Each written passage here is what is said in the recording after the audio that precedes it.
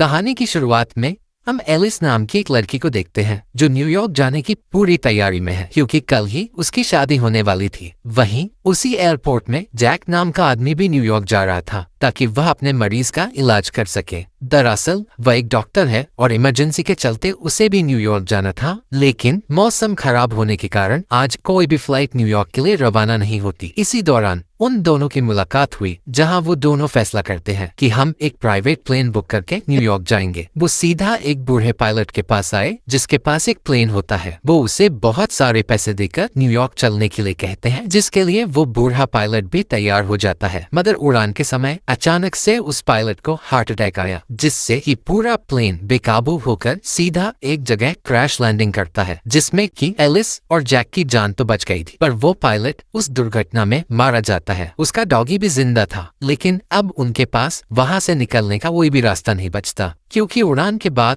Pilot ने किसी भी एयर ट्रैफिक कंट्रोल को सूचना नहीं दी थी कि वो न्यूयॉर्क के लिए जा रहे हैं, और कोई नहीं जानता कि इस बर्फीले वीरान में दो लोग और उनके साथ एक डॉगी फंसा है। जैक सबसे पहले पायलट की बॉडी को बर्फ में गाड़ता है। उसके बाद उसने एलिस की हालत देखी तो वह अभी भी बेहोश और जख्मी पड़ी हुई थी। वो उसकी मदद करता है और उसके घावों में पट्टी लगाकर आज की पूरी रात बड़ी ही कठिनाई के साथ बिता लेता है। अगले दिन जब जैक प्लेन से बाहर आया तो उसे आसमान में एक दूसरा प्लेन नजर आता है, तो वो मदद के लिए एक फ्लेयर आसमान की ओर चलाता है, लेकिन इससे कोई फायदा नहीं होता। तभी एलिस को भी होश आ गया था और जैक उसे भी पूरी सिचुएशन के बारे में बताता है कि हम यहाँ फंस चुके हैं और दूर दूर तक बर्फ के अलावा मुझे कुछ भी नहीं दिख रहा है। एलिस भी अब बहुत डर गई थी और वो कहती है कि आज मेरी शादी है और अगर मैं न्यूयॉर्क नहीं पहुंच पाई तो मेरा बॉयफ्रेंड मुझसे ब्रेकअप ले लेगा। वो एक रास्ता बताती है कि हमें यहाँ बैठकर अपना समय बर्बाद नहीं करना चाहिए, बल्कि आगे बढ़कर यहाँ से निकलने का रास्ता ढूंढना होगा। मगर जैक के अंदर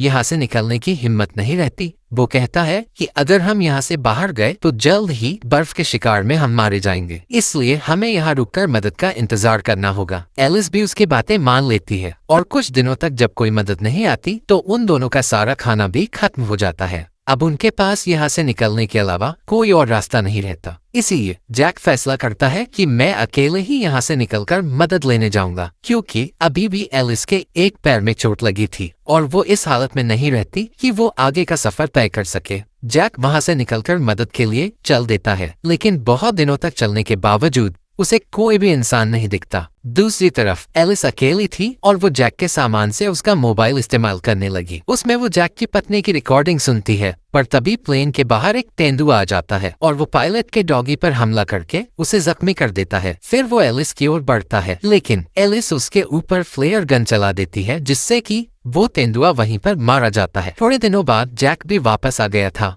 और एलिस उसे सारी बातें बताती है कि उसके ऊपर तेंदुए का हमला हुआ था, जिसमें पायलट के डॉगी को काफी चोट लगी है। जैक डॉगी के घावों में दवाई लगाकर बाहर गया तो उसे थोड़ी दूर पर तेंदुए की लाश दिखी। इसके बाद रात के समय वो दोनों तेंदुए का मांस खाकर अपना पेट भरते हैं। फिर जैक बताता है कि मुझे भी दूर दूर तक कोई मदद नहीं मिली और अब हमारे पास यहाँ से बचने का कोई रास्ता नहीं है। वो कहता है कि हमें फिर से मदद का इंतजार करना चाहिए ताकि अगर कोई प्लेन यहाँ से गुजरे तो वो हमारी मदद कर पाए। लेकिन एलिस उसकी बातों से खुश नहीं होती। उसे पता था कि इस वीरान इलाके में हमारी मदद करने के लिए कोई भी नहीं आएगा, इसलिए वो एक बहुत बड़ा कदम उठाती है। अगले दिन होते ही वो डॉगी के साथ एक रास्ते से आगे बढ़ने लगी ताकि वो इस मुसीबत से बच सके। उधर जैक की नींद खुली तो उसे एक नोट मिलता है जिसमें एलिस ने लिखा था कि मैं अकेली ही आगे बढ़ रही हूँ और मदद मिलने के बाद तुम्हें भी बचाने वापस आऊंगी। जैक को कुछ भी समझ नहीं आता कि एलिस अकेली क्यों निकल गई, और उसे ये भी पता था कि एलिस की चोट अभी भी ठीक नहीं हुई है, इसलिए वो भी उसकी मदद करने के लिए बर्फ में लगे पैरों के निशान से एलिस की ओर बढ़ता है। थोड़ी दूर जाते ही एक जगह उसे एलिस दिख जाती है। उसकी तबीयत ठीक नहीं रहती तो जैक उसे सहारा देते हुए आगे बढ़ने लगता है। कुछ देर बाद उन्हें एक गुफा मिली जिसमें वो दोनों पूरी रात गुजारते हैं। अगले दिन जब एलिस एक व्यू पॉइंट की फोटो खींच रही होती है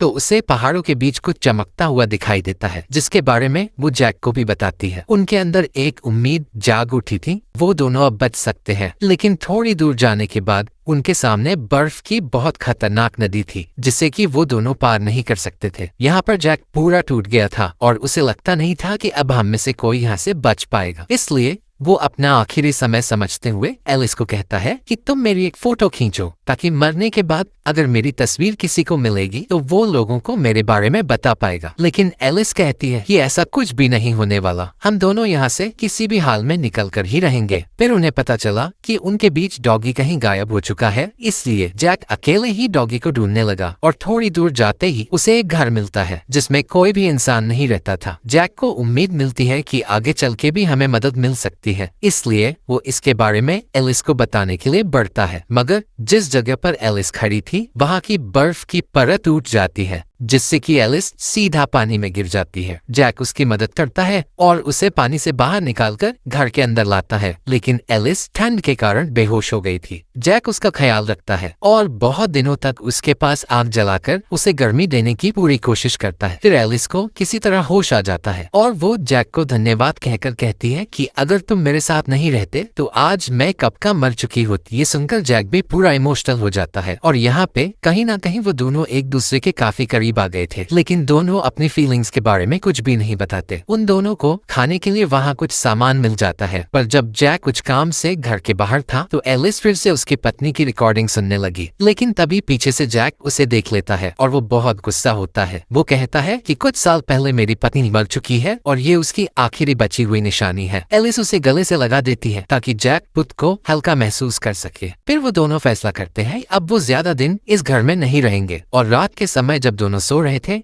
एलिस चुपके से उसकी एक फोटो खींच लेती है। अगले दिन होते ही दोनों आगे के सफर के लिए निकल पड़ते हैं जहां उन्हें काफी मुश्किलों का सामना करना पड़ता है। एलिस की तबीयत बहुत बिगड़ रही थी और वह अब चल भी नहीं पा रही थी। जैक उसे लकड़ी के फट्टे में रखकर घसीटते हुए अपने साथ ले जाता है, लेकिन बहुत दूर आने के बाद जैक का पैर एक रस्सी में फंस जाता है जिससे वह खुद को आजाद नहीं कर पाता। वो एलिस को कहता है कि तुम आगे बढ़ते रहो और अगर मदद मिलेगी तो मुझे लेने वापस जरूर आना। मगर एलिस उसे इस हालत में नहीं छोड़ना चाहती थी, पर जैक के जबरदस्ती करने पर वो अकेली ही आगे बढ़ने लगती है। थोड़ी दूर पहुंचकर उसे एक रोड दिखाई दी और उसकी किस्मत अच्छी होती है कि वहां से एक ट्रक गुजर रहा था, तो वो ट्रक ड्राइवर की मदद से जैक को भी बचा लेती है। फिर जब जैक की आंखें खुलती हैं तो वो खुद को हॉस्पिटल में पाता है। वह एलिस से मिलने जाता है तो दोनों को बहुत खुशी होती है कि वो जिंदा बचकर वहां से लौटे हैं। लेकिन तभी एलिस से मिलने उसका बॉयफ्रेंड आता है जो जैक को धन्यवाद कहते हुए बताता है कि अगर तुम एलिस के साथ नहीं होते तो वो आज जिंदा नहीं होती। जैक अंदर ही अंदर बहुत दुखी होता है क्योंकि अब उसे पता था कि वह एलिस से अलग हो जाएगा। कुछ दिनों बाद जब दोनों की हालत ठीक हो गई थी तो वो अपने अपने रास्ते निकल जाते हैं, जहां जैक भी अपने काम में व्यस्त रहने लगा। मगर कहीं ना कहीं वह एलिस को मिस कर रहा होता है। दूसरी ओर एलिस भी जैक को मिस करती है और उसके साथ बिताए लम्हों और मुश्किल घड़ी को वह भूल नहीं पाती। वह कई बार जैक को कॉल करती है ताकि वह उससे बात कर सके, लेकिन जैक जानबूझकर उसकी कोई कॉल रिसीव नहीं करता क्योंकि उसे लगता था कि एलिस अब अपने बॉयफ्रेंड के साथ खुश हो। कुछ दिन बाद जैक को एक पार्सल मिलता है जिसमें